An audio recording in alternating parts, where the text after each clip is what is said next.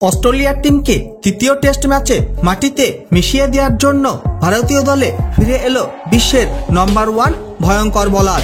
আর এই ভয়ঙ্কর বোলারের নাম শোনা মাত্রই ভয়ে থরথর করে কাঁপতে লাগলো পুরো অস্ট্রেলিয়ার টিম। আপনারা যদি জানতে চান যে কে এই ভয়ঙ্কর বোলার, তাহলে বন্ধুরা ভিডিওটি লাইক করে চ্যানেলটাকে সাবস্ক্রাইব করে রাখুন। বন্ধুরা, এই সময় খেলা হচ্ছে ভারত এবং অস্ট্রেলিয়ার মধ্যে 5টি টেস্ট ম্যাচের সিরিজ। আর এই টেস্ট সিরিজে প্রথম টেস্ট ম্যাচে টিম ইন্ডিয়া অস্ট্রেলিয়াকে 295 রানের বিশাল বড় মার্জিনে হারিয়ে রচনা করেছিল একটা নতুন ইতিহাসের। কিন্তু বন্ধুরা, তারপর দ্বিতীয় টেস্ট ম্যাচে টিম ইন্ডিয়াকে 10 উইকেটের বিশাল বড় ব্যবধানে খুবই খারাপভাবে হার স্বীকার করতে হয়েছিল অস্ট্রেলিয়ার কাছে।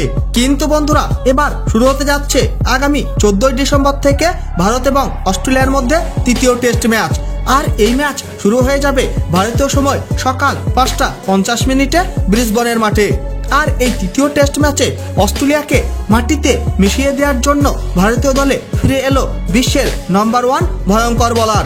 আর এই ভয়ঙ্কর বোলারের নাম হলো আকাশদীপ। বন্ধুরা, এই তৃতীয় টেস্ট ম্যাচে আপনারা হয়তোবা খেলতে দেখবেন হর্ষিত রানার পরিবর্তে আকাশদীপকে।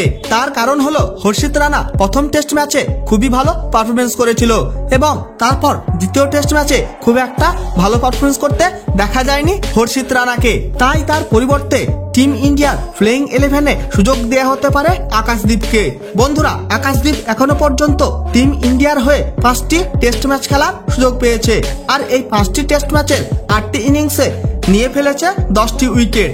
আর যদি তাকে সুযোগ দেওয়া হয় অস্ট্রেলিয়ার বিরুদ্ধে এই তৃতীয় টেস্ট ম্যাচে টিম ইন্ডিয়ার প্লেইং 11-এ, তাহলে সে একাই হারানোর ক্ষমতা রাখে অস্ট্রেলিয়ার টিমকে।